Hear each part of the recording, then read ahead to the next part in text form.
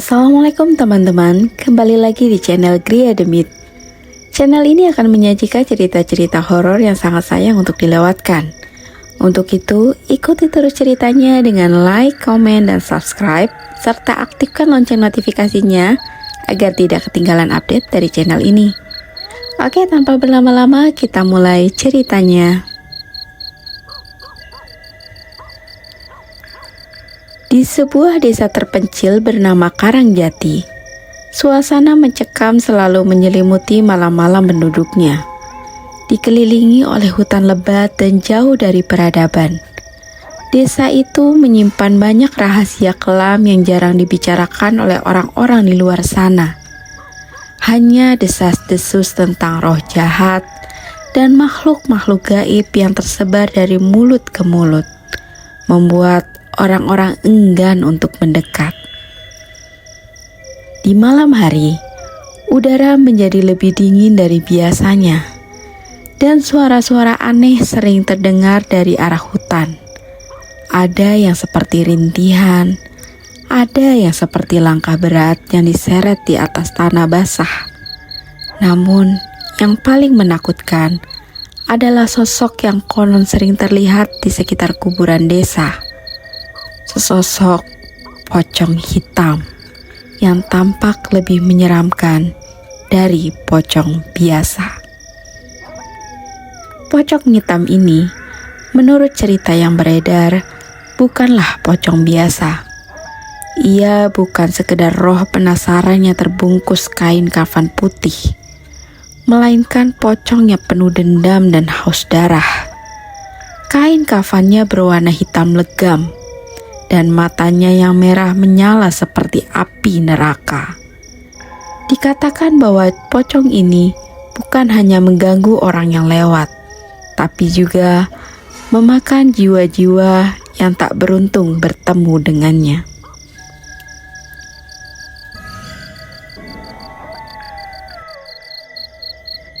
Menurut legenda, asal-usul pocong hitam dijelaskan ada 3 versi.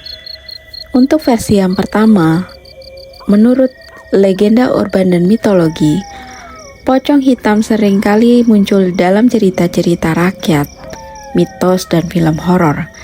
Keberadaan pocong hitam biasanya dikaitkan dengan kematian yang tidak wajar, ilmu hitam, atau kutukan. Sosok ini sering digambarkan sebagai arwah yang lebih berbahaya dan menakutkan dibandingkan pocong biasa. Untuk versi yang kedua, kutukan dan ilmu hitam. Dalam beberapa cerita, pocong hitam diyakini sebagai hasil dari praktik ilmu hitam atau santet. Orang yang meninggal akibat ilmu hitam atau kutukan tertentu diyakini akan bangkit seperti pocong hitam, karena arwahnya tidak tenang atau terjebak di dunia. Untuk versi yang ketiga, yaitu kesalahan ritual pemakaman. Ada juga mitos yang mengatakan bahwa pocong hitam muncul akibat kesalahan dalam ritual pemakaman, seperti kain kafan yang salah penguburan yang tidak sesuai syariat, atau arwah yang tidak diurus dengan benar. Warna hitam pada kain kafan menandakan bahwa ada kesalahan atau dosa besar yang belum ditebus. Awal mula teror. Semua berawal dari kejadian aneh di makam desa. Pada suatu malam yang gelap gulita, seorang penjaga makam bernama Pak Darman yang sudah puluhan tahun merawat kuburan itu mendengar suara mencurigakan. Terdengar suara gemertak seperti tulang yang patah, disertai suara tawa pelan yang mengerikan. Dengan penasaran dan sedikit takut, Pak Darman mendekati sumber suara, berusaha mencari tahu apa yang sedang terjadi. Di balik deretan makam tua, Pak Darman melihat sesuatu yang membuat bulu kuduknya berdiri. Sosok pocong dengan kain hitam tengah berdiri di atas sebuah kuburan baru. Pocong itu tampak membungkuk, seperti tengah mengais-ngais tanah kuburan dengan kuku-kukunya yang panjang. Pak Darman terpaku, tak bisa bergerak atau bersuara. Dalam sekejap, pocong hitam itu menyadari kehadiran Pak Darman.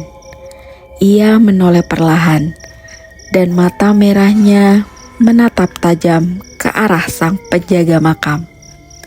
Dalam kegelapan, tawa serak dan menyeramkan itu kembali terdengar, menggema di telinga Pak Darman, sebelum sosok itu menghilang begitu saja, seolah ditelan kegelapan. Esok harinya, Pak Darman ditemukan tergeletak tak sadarkan diri di dekat makam. Tubuhnya kaku, matanya terbuka lebar dengan ekspresi ketakutan yang mendalam. Warga yang menemukan Pak Darman segera membawanya pulang. Tapi sejak hari itu, Pak Darman tak pernah sama lagi. Ia menjadi pendiam, matanya kosong, dan sesekali bergumam tak jelas tentang mata merah dan tawa mengerikan. Setelah kejadian yang menimpa Pak Darman, kabar tentang pocong hitam semakin menyebar. Namun, warga masih menganggapnya sebagai sekedar cerita horor belaka, hingga teror itu benar-benar menyentuh kehidupan mereka. Malam-malam tenang berubah menjadi malam penuh ketakutan ketika seorang pemuda bernama Budi, yang dikenal berani dan suka menantang hal-hal mistis, memutuskan untuk membuktikan keberaniannya. Budi mengajak beberapa temannya untuk melakukan uji nyali di kuburan desa, tepat di tempat di mana Pak Darman melihat pocong hitam. Dengan membawa senter dan beberapa kamera, mereka bercanda sepanjang jalan, tertawa-tawa seolah tak ada yang perlu ditakuti. Namun, tawa mereka terhenti ketika di tengah malam yang sunyi, senter yang mereka bawa mendadak mati, dan angin dingin berhembus kencang. Mereka mencoba menghidupkan kembali senter itu, tapi sia-sia. Kegelapan menyelimuti, membuat mereka hanya bisa bergantung pada cahaya rembulan yang samar-samar. Saat itulah Budi melihatnya. Pocong hitam berdiri di kejauhan, tepat di atas makam yang mereka datangi. Matanya merah menyala, dan mulutnya yang menganga seperti siap untuk menelan siapa saja yang mendekat.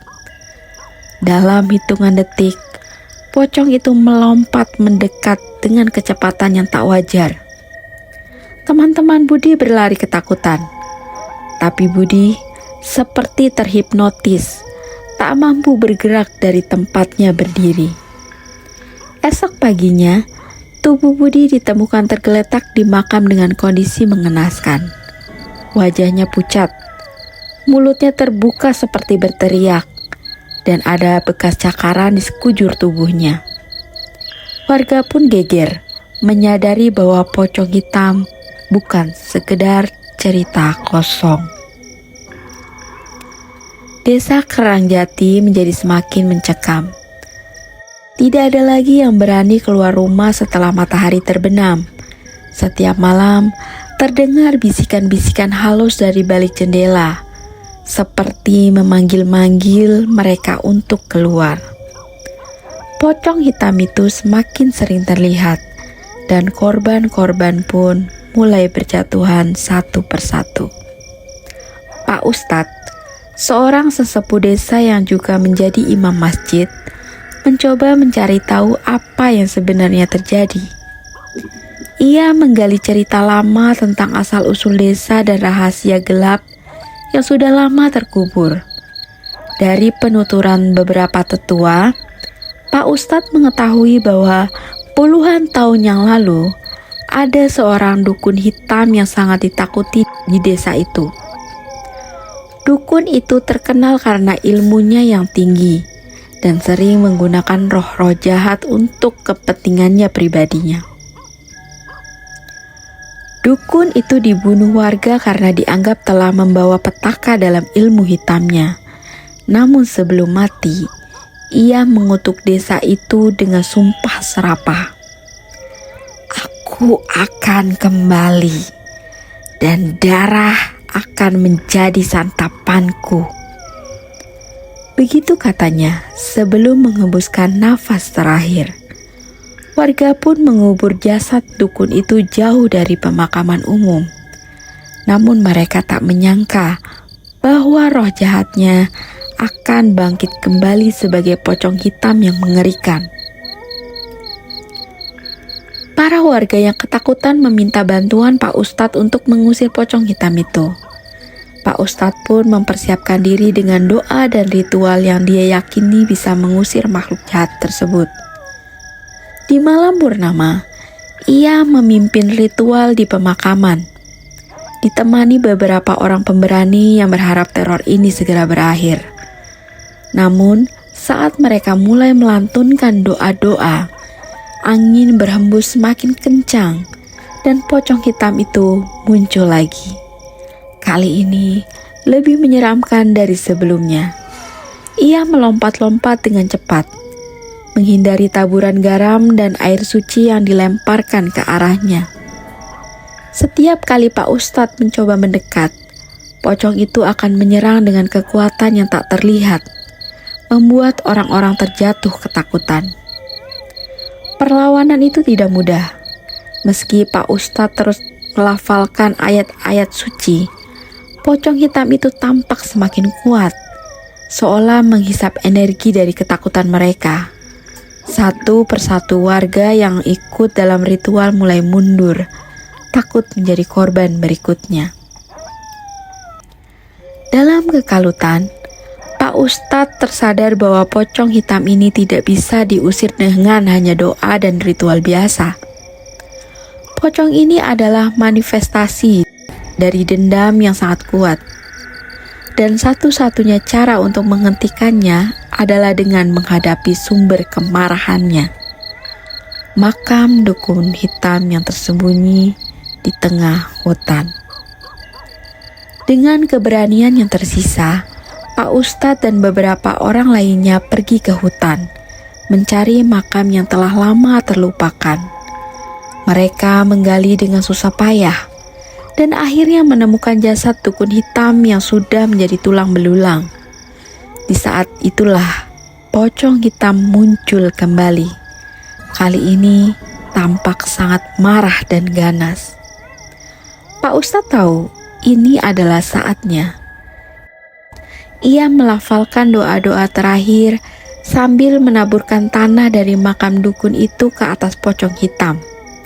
Teriakan mengerikan terdengar, dan pocong itu tampak terbakar dari dalam, sebelum akhirnya lenyap menjadi abu bersama angin malam. Meski pocong hitam itu telah lenyap, ketakutan masih tersisa di hati warga desa Karangjati. Kehidupan kembali normal, namun tak ada yang berani pergi ke kuburan di malam hari. Malam hari, di desa itu tetap sunyi, dengan jendela-jendela yang selalu tertutup rapat. Setiap orang berusaha menghindari berbicara tentang kejadian yang sudah berlalu. Seolah-olah dengan tidak membicarakannya, mereka bisa melupakan segalanya. Pak Ustadz menjadi sosok yang dihormati karena keberaniannya melawan pocong hitam. Namun ia juga merasakan beban yang sangat berat. Ia seringkali terjaga di malam hari, mengingat wajah pocong itu dan merasakan hawa dingin yang menyelimuti saat ia melawan makhluk gaib tersebut. Ia tahu betul bahwa meskipun dukun hitam itu telah dimakamkan kembali dengan layak, dunia gaib bukanlah sesuatu yang bisa sepenuhnya dikendalikan. Suatu malam, Pak Ustadz menerima tamu tak terduga. Seorang lelaki tua yang datang dari desa seberang memperkenalkan diri sebagai Ki Rengga. Dengan wajah yang tampak lelah, Ki Rengga bercerita bahwa ia adalah salah satu murid dukun hitam yang dulu sempat melarikan diri sebelum gurunya dibunuh. Ia meminta maaf atas apa yang telah dilakukan gurunya dan memperingatkan Pak Ustadz bahwa dendam seperti itu tidak mudah padam. Ilmu hitam yang dimiliki lebih dari sekedar kekuatan biasa. kata Ki-Rengga.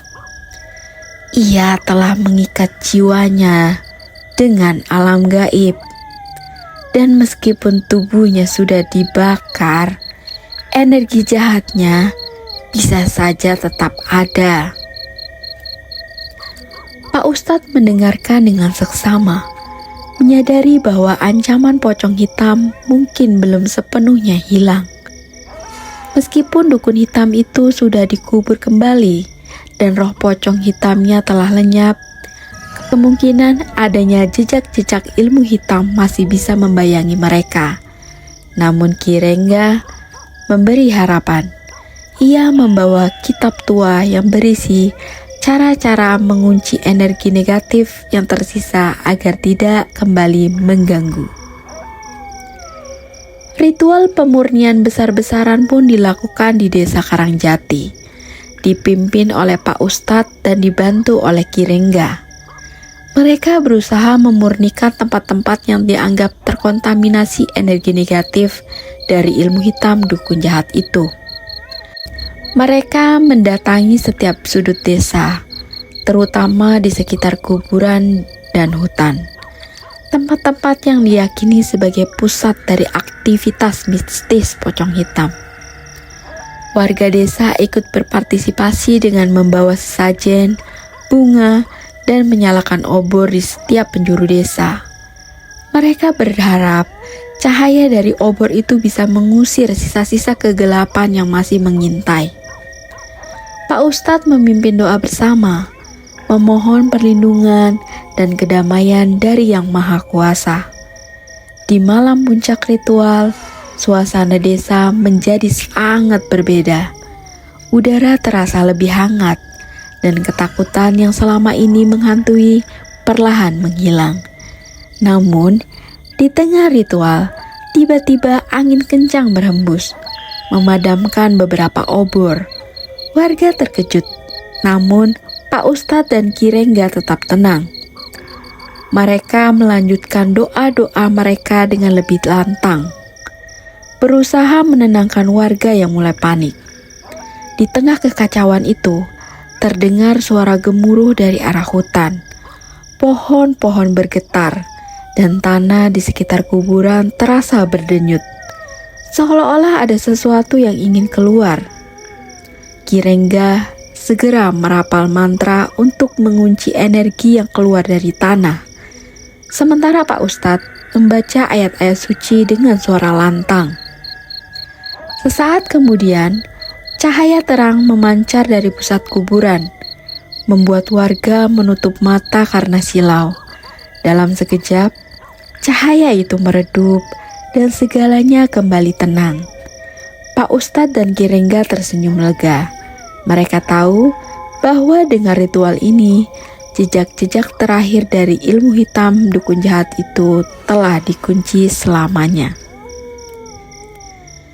Setelah ritual tersebut, suasana Desa Karangjati perlahan kembali normal. Anak-anak mulai bermain di luar lagi, dan para petani kembali bekerja tanpa rasa khawatir. Tidak ada lagi bisikan atau suara aneh di malam hari, dan kuburan desa menjadi tempat yang sunyi seperti sedia kala. Pak Ustadz dan Ki-Rengga menjadi tokoh yang dihormati, dianggap sebagai pahlawan yang berhasil menyelamatkan desa dari kutukan jahat. Namun, Pak Ustadz tetap mengingatkan warga untuk selalu berhati-hati dan menjaga batas antara dunia manusia dan dunia gaib. Ia sering mengadakan pengajian dan doa bersama untuk memperkuat iman warga dan mencegah kejadian serupa terulang lagi. Ki-Rengga sendiri memutuskan untuk menetap sementara di desa, membantu warga memahami lebih jauh tentang cara menjaga keseimbangan dengan alam gaib. Meski pocong hitam tidak pernah muncul lagi, cerita tentang teror itu tetap menjadi legenda yang diceritakan dari generasi ke generasi. Warga Karangjati belajar bahwa ada batas-batas yang tidak boleh dilanggar, dan bahwa ilmu hitam serta dendam yang hanya akan membawa kehancuran. Setiap malam Jumat, Warga berkumpul di masjid untuk mendoakan arwah-arwah yang belum tenang dan memohon perlindungan agar desa mereka tetap aman.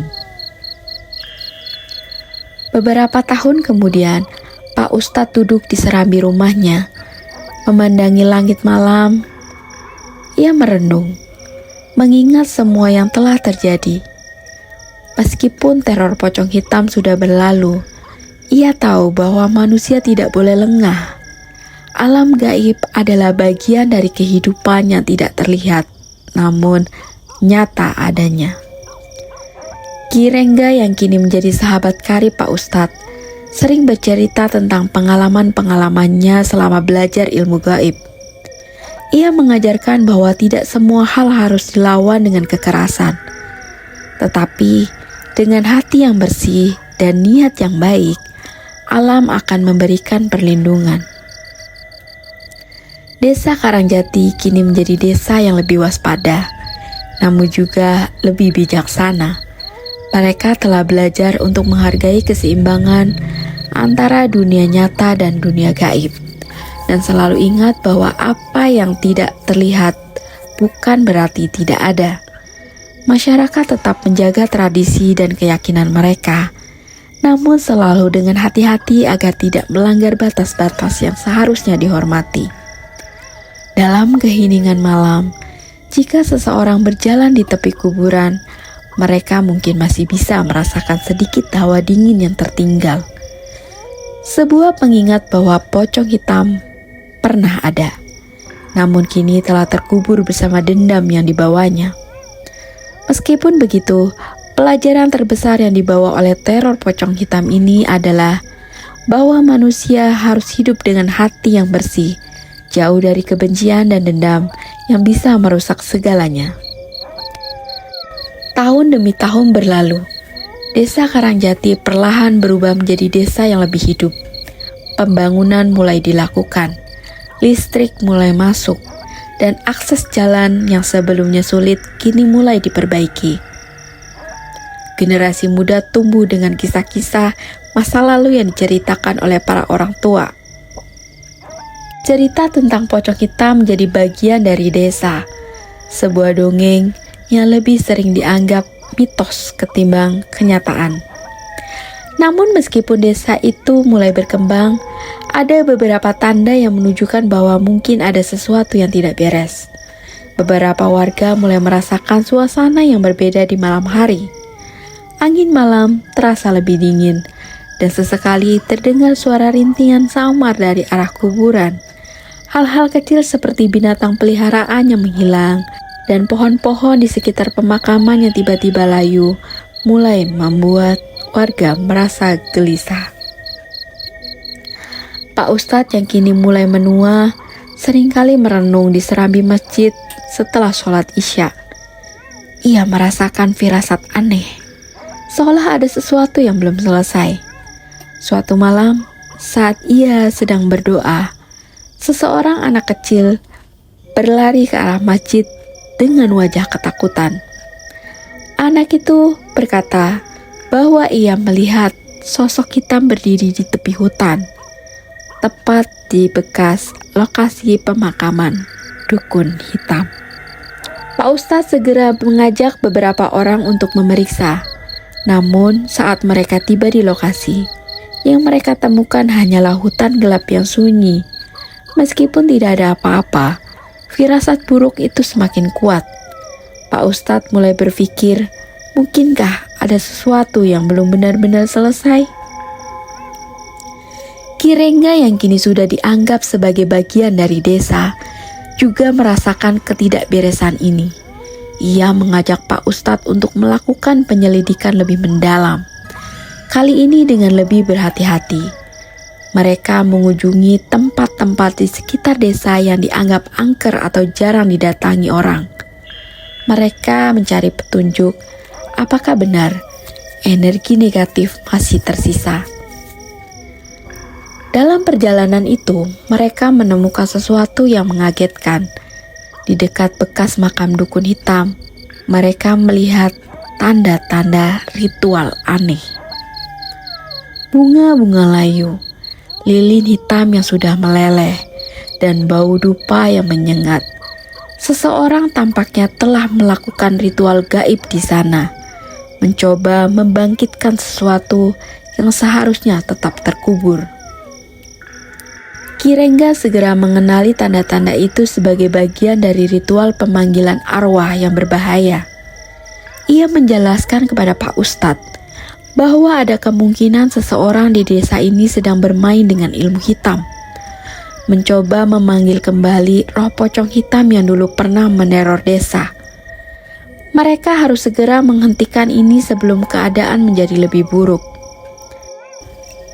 Penyelidikan lebih lanjut membawa Pak Ustadz dan Ki Rengga pada kecurigaan terhadap seorang pendatang baru yang tinggal di pinggiran desa. Seorang pria bernama Wira. Wira adalah seorang pemuda pendiam yang jarang bergaul dengan warga lainnya. Ia sering terlihat di hutan saat malam hari, dan perilakunya yang misterius membuat warga merasa tidak nyaman.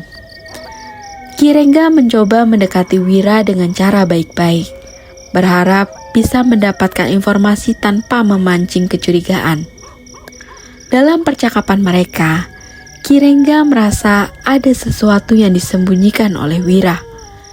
Meskipun Wira mengaku hanya suka menyendiri, ada kesan bahwa ia tahu lebih banyak tentang kejadian-kejadian aneh di desa.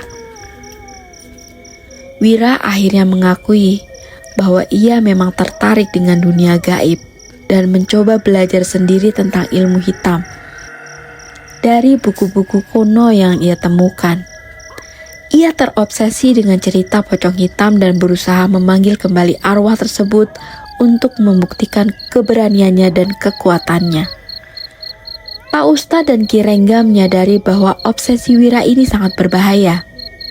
Mereka mencoba meyakinkan Wira bahwa bermain dengan roh-roh jahat bukanlah hal yang bisa dilakukan sembarangan. Mereka awalnya menolak. Wira akhirnya mengakui kesalahannya setelah mengalami mimpi buruk terus-menerus tentang pocong hitam yang mengejarnya. Mimpi buruk Wira mulai terasa lebih nyata. Ia sering terbangun di malam hari dengan keringat dingin, mendengar tawa menyeramkan, dan merasakan kehadiran sosok pocong hitam di kamarnya. Halusinasi itu semakin parah, hingga ia tidak bisa membedakan antara mimpi dan kenyataan. Setiap kali ia menutup mata, ia merasa pocong hitam itu semakin dekat, seolah ingin merenggut nyawanya. Suatu malam, Wira mendapati dirinya berada di tengah kuburan, tepat di tempat di mana ia melakukan ritual pemanggilan. Pocong hitam berdiri di depannya, lebih nyata dan menyeramkan dari sebelumnya. Matanya yang merah menyala penuh amarah, dan kain kafan hitamnya yang berkibar-kibar seperti asap pekat. Wira berteriak, namun suaranya seakan tertelan oleh gelapnya malam. Pak Ustadz dan Ki Rengga yang kebetulan sedang berpatroli malah mendengar teriakan Wira. Mereka segera berlari menuju kuburan dan menemukan Wira dalam kondisi setengah sadar, menggigil ketakutan. Di sekelilingnya, mereka melihat jejak pocong hitam yang basah dan berlumpur. Pak Ustadz segera menarik Wira dan membawanya ke masjid, berharap tempat suci itu bisa melindungi pemuda itu dari teror gaib. Menyadari bahwa roh pocong hitam masih mengintai, Pak Ustadz dan Ki Rengga memutuskan untuk melakukan ritual pemurnian sekali lagi. Kali ini dengan persiapan yang lebih matang. Mereka mengumpulkan semua warga desa, menjelaskan bahaya yang mereka hadapi, dan meminta mereka untuk berdoa bersama. Di malam yang ditentukan, Pak Ustadz, Ki Rengga dan Wira yang kini telah menyesali perbuatannya memimpin ritual di kuburan. Mereka membawa benda-benda suci, membaca doa-doa, dan melakukan pemurnian terakhir di sekitar makam dukun hitam. Namun, seperti yang sudah mereka takutkan, pocong hitam itu muncul kembali. Kali ini ia terlihat lebih marah dari sebelumnya. Sosok pocong hitam melompat-lompat liar, mengeluarkan suara geraman yang membuat bulu kuduk merinding. Warga yang menyaksikan hanya bisa berdoa dengan cemas, sementara Pak Ustadz dan Ki Rengga terus membaca ayat-ayat suci. Wira, meskipun ketakutan, tetap berdiri di tengah menghadapi konsekuensi dari tindakannya sendiri. Ki Rengga menggunakan semua pengetahuannya tentang ilmu gaib untuk mengurung pocong hitam dalam lingkaran suci yang telah mereka siapkan. Pak Ustadz menambahkan dengan doa-doanya, memperkuat penghalang spiritual yang mereka bangun. Pocong hitam itu berusaha menerobos, namun tidak berhasil.